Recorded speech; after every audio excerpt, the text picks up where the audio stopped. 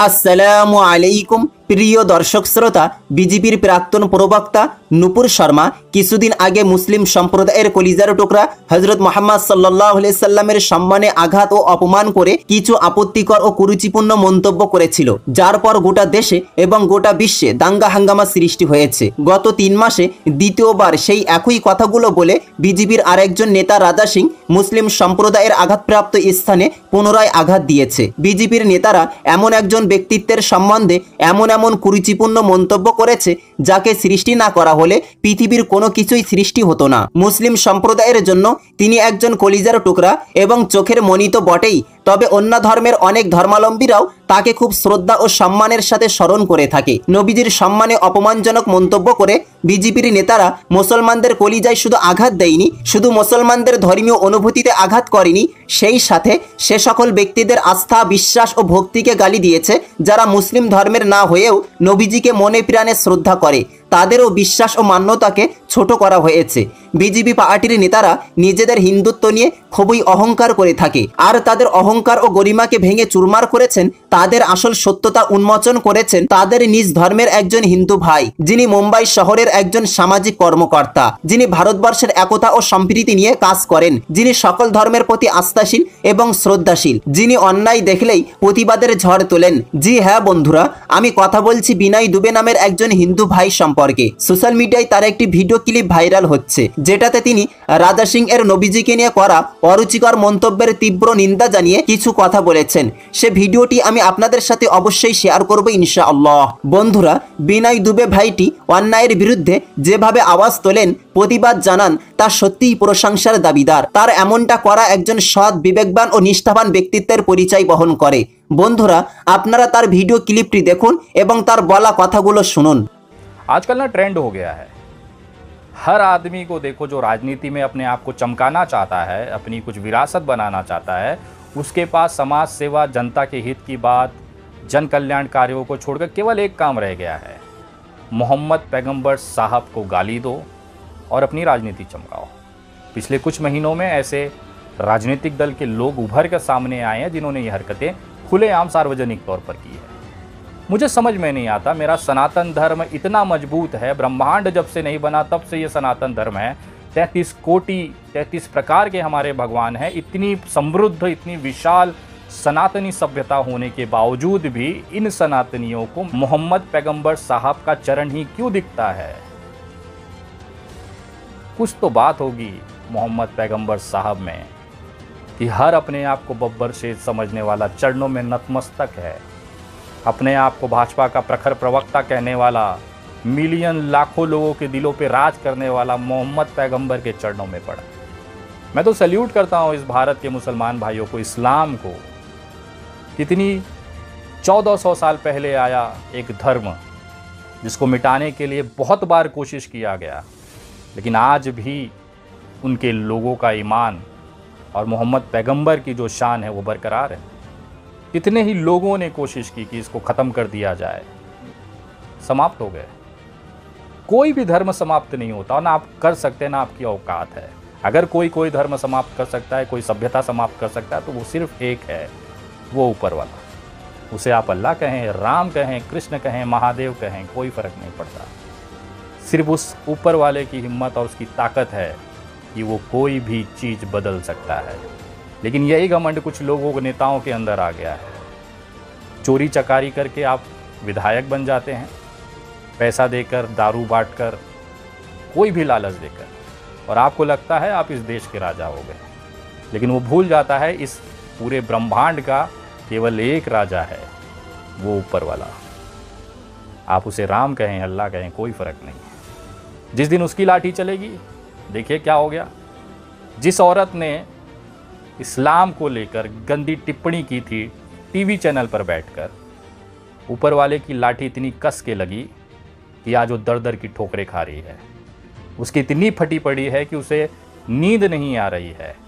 अदालतों में प्रार्थना पत्र दिए जा रही हैं, सार्वजनिक तौर पर माफ़ी मांगी, लेकिन ऊपर वाला जब मारता है तो उसकी चोट बड़ी तौड़ी होती है। जिस अपने मालिकों को खुश करने के लिए उसने ये गंदा काम किया, उस औरत ने, उसी पार्टी ने इसको लात मार के बाहर निकाला।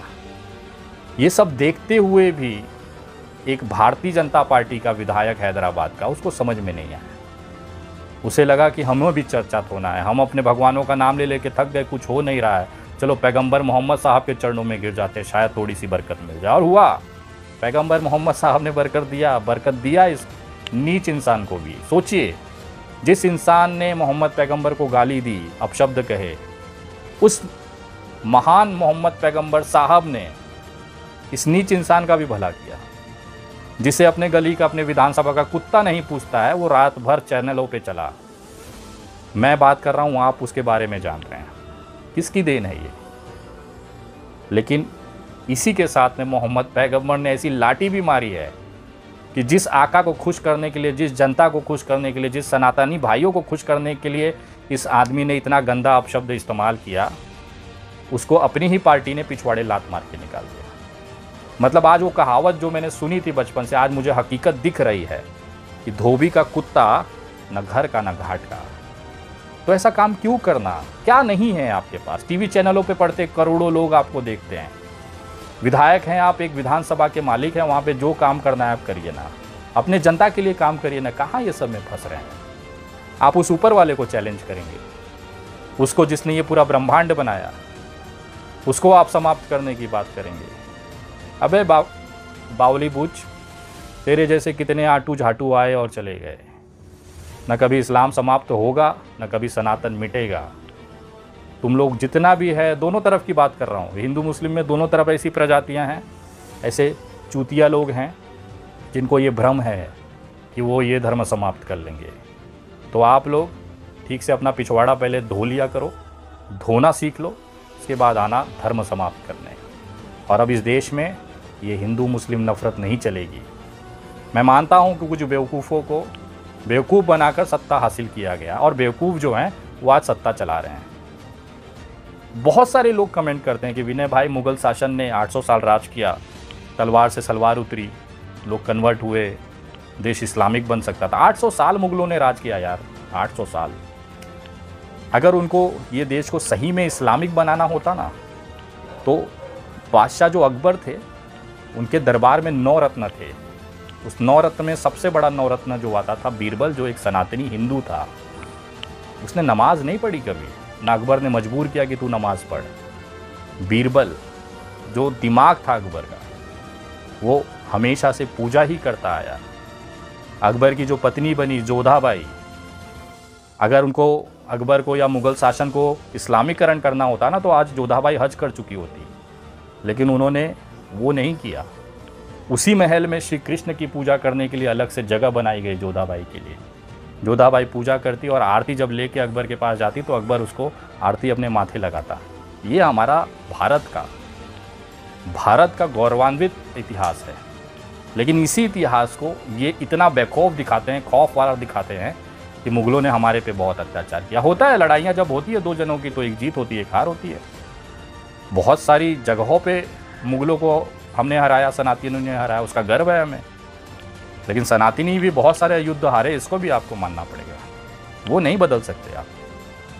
युद्ध होगा तो जीत हार होगी, हत्याएं होंगी, लाशें गिरेंगी ही, ये नियम रहा है। आज नहीं हो रहा है। यूक्रेन में देख लीजिए, रशिया यूक्रेन, लोग नहीं मर रहे हैं क्या? युद्ध में हिंसा और जान ही जाती है, इसके अलावा कुछ युद्ध में हासिल नहीं होता है।